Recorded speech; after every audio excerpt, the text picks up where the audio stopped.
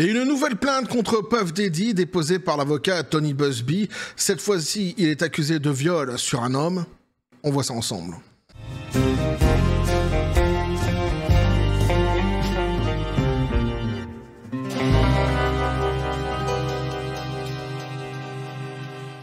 Et c'est une plainte de plus dans ce lourd dossier, et oui, contre Puff Daddy, petit café les copains. Alors c'est une affaire que l'on suit sur cette même chaîne depuis le début justement, et je le rappelle en début de vidéo, à chaque fois lorsque je traite de cette affaire-ci, j'ai créé une playlist pour tous ceux qui n'ont pas suivi tout le délire justement depuis les commencements, puisqu'on a vu ensemble absolument tout. On a vu les chefs d'inculpation qui a actuellement sur le dos Puff Daddy, on a vu les pratiques présumées qu'il aurait employées durant ces fameuses soirées freak-off, on a vu le profil présumé aussi des victimes avec des choses qui étaient vraiment assez lourdes, assez dégueulasses, faut bien le reconnaître. On a vu aussi ce qu'il en était avec l'histoire avec Jay-Z qui est dans cette fameuse aussi histoire, Puff Daddy. Enfin, on a vu tout cela et plein d'autres choses évidemment concernant cette affaire. Donc pour tous ceux qui ont raté le train quelque part, pour tous ceux qui souhaiteraient savoir ce qui s'est passé depuis justement son arrestation, je vous invite à aller voir cette fameuse playlist. Ça vous aidera à recontextualiser un petit peu tout et à comprendre face à qui nous sommes réellement, puisqu'à chaque fois ce sont des choses qui sont très dures, des accusations souvent qui sont très dures, et ici ce sera le cas une fois de plus, dans ce qu'on va lire ça va être complètement abject, ça va être assez horrible, je vous préviens. Donc on nous dit, le dernier procès accuse Diddy d'avoir drogué et agressé sexuellement un homme en 2022. Alors c'est intéressant parce qu'ici c'est en 2022 et donc c'est assez proche finalement. Donc on a vu pas mal d'histoires qui dataient de plusieurs années puisque c'est sur des décennies que cette histoire traîne, avec plus de 120 personnes qui se placent justement côté victimes présumées, qui ont porté plainte, plaintes qui ont été déposées par l'avocat Tony Buzbee. Une fois de plus ici ce sera le cas. C'est ce qui est fort intéressant d'ailleurs, c'est que par rapport à la plainte qu'on avait vue dernièrement sur une précédente vidéo où c'était une personne qui portait plainte comme ça, qui n'était pas passée par Tony Buzbee, c'était pas étrange parce qu'il a le droit de faire ce qu'il veut le type, mais j'avais noté le fait que en réalité, en règle générale, dans ce dossier-ci, lorsque c'est déposé par Tony Buzbee, c'est davantage rassurant puisqu'on sait qu'il y a des enquêtes qui sont menées derrière par son bureau justement d'avocat, et c'est quelqu'un qu'on connaît très bien depuis le début de ce dossier-ci puisqu'il représente notamment les plus de 120 victimes présumées. Donc ici justement c'est le cas, c'est une plainte qui a été déposée par Tony Buzbee. On va voir ce qu'il en est, et comme c'est depuis 2022, je pense qu'il sera plus simple pour eux, peut-être plus évident de retrouver certaines preuves que des faits qui se sont parfois passés il y a plusieurs décennies de cela. Alors Sean Diddy Combs fait face à un nouveau procès intenté par un certain John Doe qui affirme que le mania de la musique, donc en disgrâce, l'a drogué et agressé sexuellement il y a moins de 3 ans. Alors John Doe, évidemment, vous le savez pour ceux qui suivent cette chaîne et cette affaire depuis le début, c'est pas ni son prénom ni son nom de famille au type, c'est un nom et un prénom que l'on donne à des personnes qui souhaitent garder l'anonymat. On l'a vu avec justement d'autres victimes présumées, notamment des femmes qui se faisaient appeler aussi John Doe, et ça emmerde prodigieusement les avocats de Puff Daddy, puisque dès lors en fait qu'il se présente en tant que John Doe ou John Doe, les dossiers ne vont que dans les mains des juges et de la justice en règle générale, mais les avocats de Puff Daddy n'y ont pas accès. Il faut que les personnes en fait soient dévoilées, que les noms soient donnés officiellement pour qu'ils puissent avoir accès à ces fameux dossiers, pour qu'ils puissent les avoir dans les mains. Et donc jusqu'ici en fait tous ces dossiers qui portent le nom John Doe ou John Doe ne sont pas dans les mains des avocats de Buzbee. Et tout cela en fait ce n'est pas un hasard, c'est le juge qui suggère systématiquement l'anonymat, tant ce dossier en fait est terrible, lourd, tant ce que le juge a entre les mains, et c'est quelque chose de tellement conséquent qu'ils essaient de protéger au maximum les présumées victimes, jusqu'à un certain temps, parce qu'on finira par avoir leur nom, et les avocats de Puff Daddy finiront par avoir les dossiers, mais le plus longtemps possible, en fait, le juge tente de les protéger. C'est dire quand même la gravité de la situation. Toujours bon de le rappeler. Dans les derniers procès intentés par l'avocat Tony Buzbee devant un tribunal de New York, lundi, Combs est accusé d'avoir forcé Doe, un musicien en herbe, à pratiquer le sexe oral et l'avoir ensuite agressé anal avant de le laisser immobilisé sur le lit, selon un rapport de Variety. Comme j'ai dit une fois de plus, on va retrouver exactement les mêmes procédés qu'on a pu lire par le passé ici, donc avec cette présumée victime, mais on va surtout lire des choses qui sont assez dégueulasses, hein, une fois de plus. Alors la poursuite explique que Doe donc s'est rendu à Los Angeles en octobre 2022 pour se produire dans la ville et a été approché par un associé de Combs, toujours la même pratique, hein, qui l'a invité à une soirée exclusive de premier plan dans une résidence privée après la performance du plaignant dans une boîte de nuit populaire. Pourquoi je dis toujours les mêmes pratiques? Parce qu'on a vu que très souvent, en fait, il y avait comme ça dans l'entourage de Puff Daddy des gens qui étaient missionnés, que ce soit des gardes du corps, des chauffeurs, etc., pour repérer certaines personnes qu'ils pourraient justement bien faire venir après dans les fameuses soirées freak-off de Puff Daddy, que ce soit des femmes, hein, que ce soit des hommes, des adolescents, des adolescentes. On a vu ça évidemment par le passé, ensemble. Lors de la soirée, Combs aurait offert un verre, toujours la même pratique, hein, à Doe, et lui aurait promis de l'aider à obtenir un contrat d'enregistrement. Après cela, le mania de la musique aurait demandé au plaignant s'il voulait voir sa collection de bijoux, ajoute la plainte, alors qu'il se dirigeait vers une autre pièce.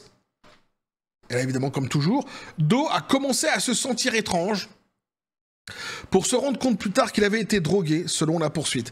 C'est systématiquement, toujours le même procédé. Toujours le même procédé.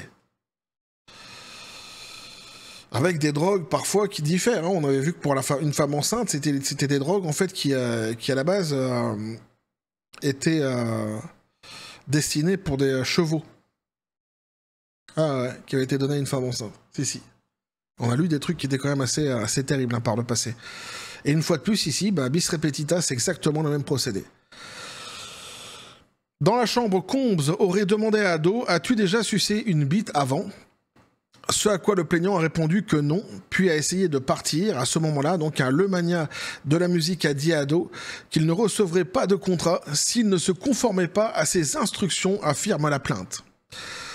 La plainte poursuit en alléguant que Combs a perdu patience et a forcé Doe à pratiquer donc le sexe oral, après quoi le mania de la musique a agressé le plaignant par voie anale, puis l'a laissé immobilisé sur le lit. Le lendemain matin, Doe aurait reçu une perfusion intraveineuse avant d'être reconduit à la boîte de nuit. Après cela, le plaignant n'a plus jamais eu de nouvelles de Combs, ajoute la poursuite. Alors là, on va voir justement donc, les avocats de...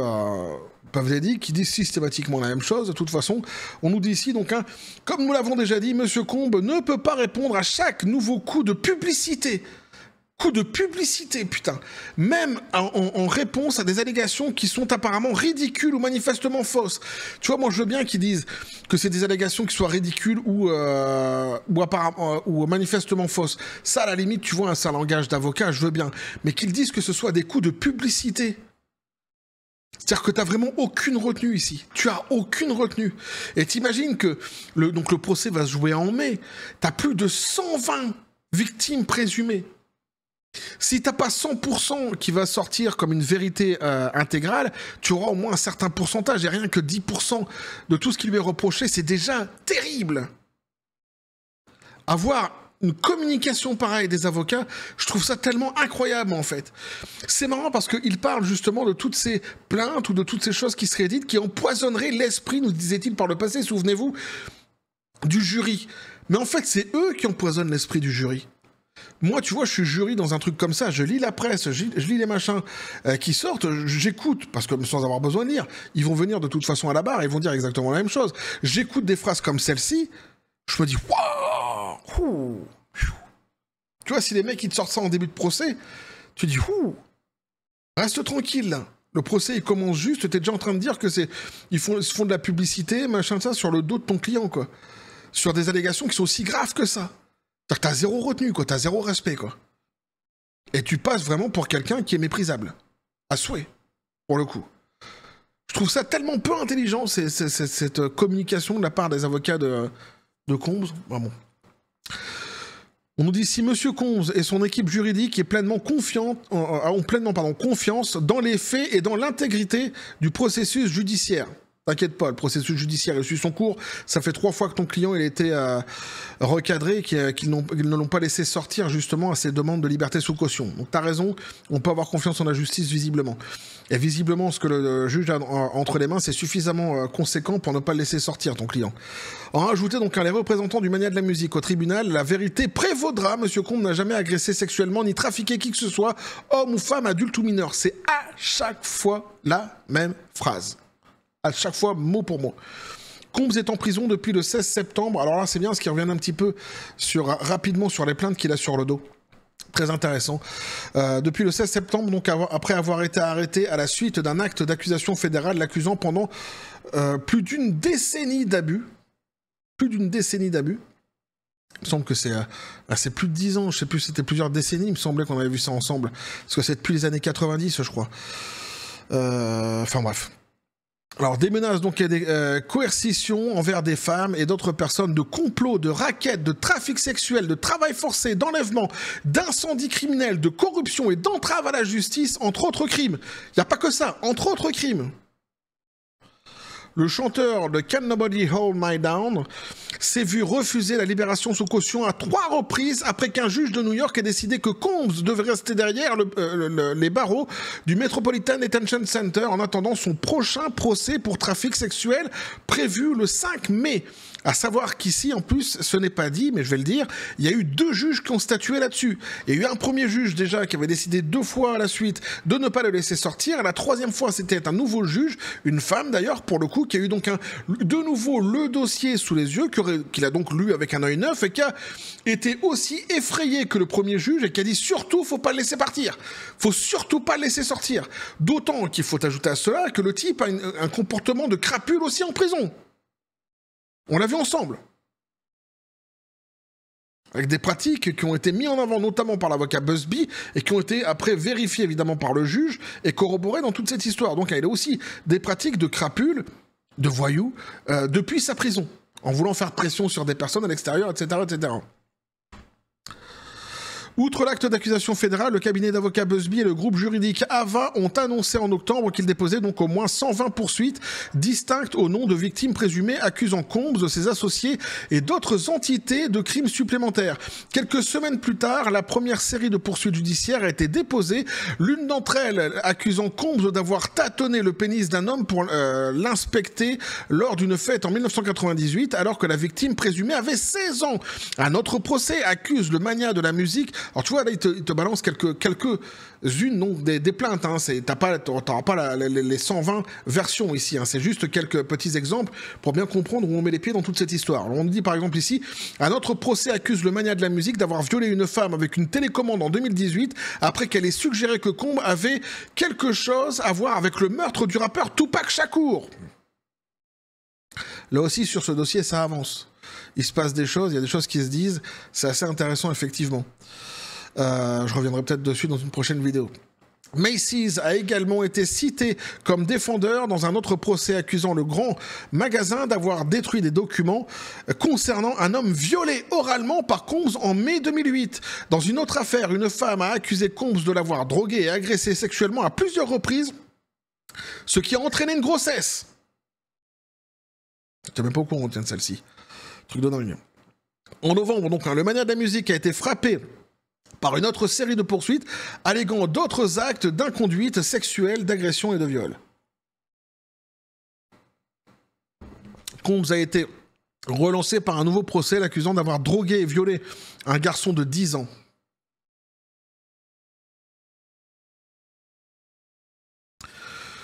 Qui était venu voir le Mania de la musique pour demander de l'aide pour lancer une carrière dans le divertissement.